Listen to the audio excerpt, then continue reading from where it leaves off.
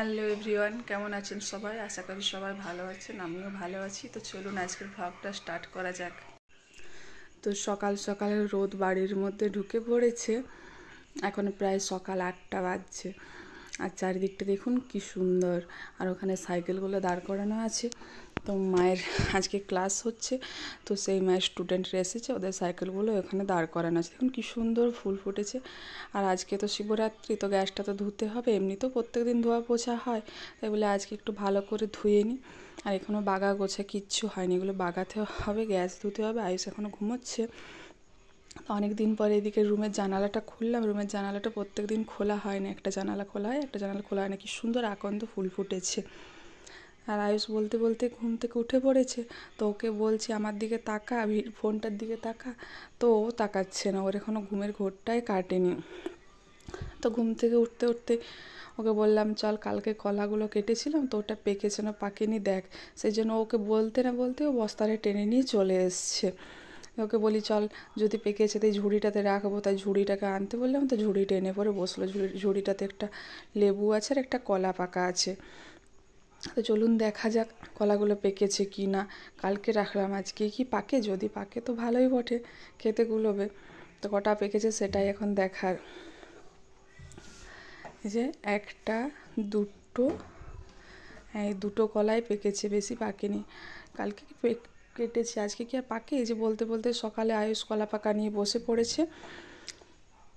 তো এখন প্রায় 9টার মতো, 9টা সাড়ে 9টার মতন বাজছে। ওকে বলি খাইয়ে দিই দুটি কিছু। সকাল সকাল আজ কদিন ও মুড়িয়েই খাচ্ছে, তেল মুড়ি আর সামান্য চিনি দিয়ে দিয়েছি, যাতে একটু স্বাদ পাওয়া যায় ভালো। নুন আর মিষ্টির স্বাদটা বেশ ভালোই লাগবে খেতে, তার জন্য ওটা মেখে পরে ওকে খাইয়ে দেবো বলি। ও বলছে আমি নিজেই খাবো। তো বলি নিজেই খা যদি খেতে পারিস তো। তো এই যে দেখুন ও লঙ্কা চাই, ও লঙ্কা আনতে গেছে। এই যে আয়ুষ লঙ্কা নিয়ে চলে এসছে, ওর মুড়ির সাথে লঙ্কা চাই। ওকে মুড়ি দিয়েছি, তেল মুড়ি। ও বলছে লঙ্কা না, লঙ্কা দাও, লঙ্কা। বলি যা তুই গিয়ে নিয়ে আয়। তো বলতে বলতে গিয়ে লঙ্কাটা নিয়ে এলো। এই যে দুটি করে মুড়ি খাবে আর এক কামড় করে লঙ্কা দেবে। ও জানে লঙ্কাটা ঝাল আছে, একদিন খেয়ে নিয়েছিল, খুব কান্নাকাটি করছিল, তখন থেকে আর চেবই না। তো ওটা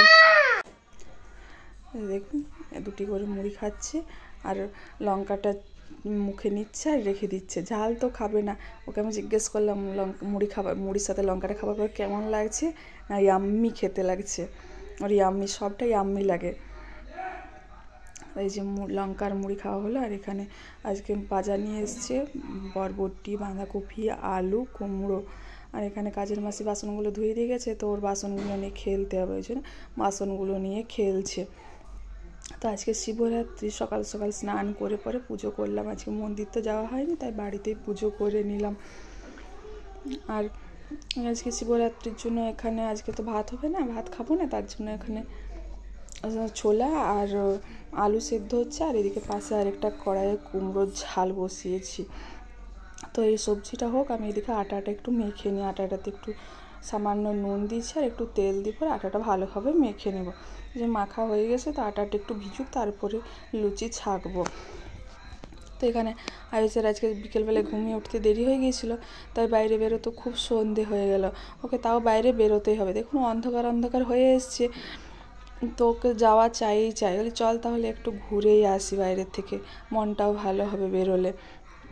এই যে বাইরে বেরোতে না বেরোতে পুরো অন্ধকার হয়ে গেছে, চারদিকটা ঘুটঘুটে অন্ধকার। বাইরে যারা বসে থাকে তারা কেউ ছিল না, সবাই বাড়ি চলে গিয়েছিলো। তাই আমি 5 মিনিটের মতন একটু ঘুরলাম, দিয়ে পরে চলে এলাম। বলি চল। আর এদিকে রাত্রে খাবার জন্য আচ্ছা দুপুরে ভাত হয়নি, তাই আমাদের জন্য হবে এখানে সাউ চালের খিচুড়ি। এখানে ওই জন্য সবজিগুলো কেটে নিয়েছি। আর এখানে আয়ুষ লঙ্কা নিয়ে বসে পড়েছে। তো চলুন এখানে ব্লগটা শেষ করা যাক।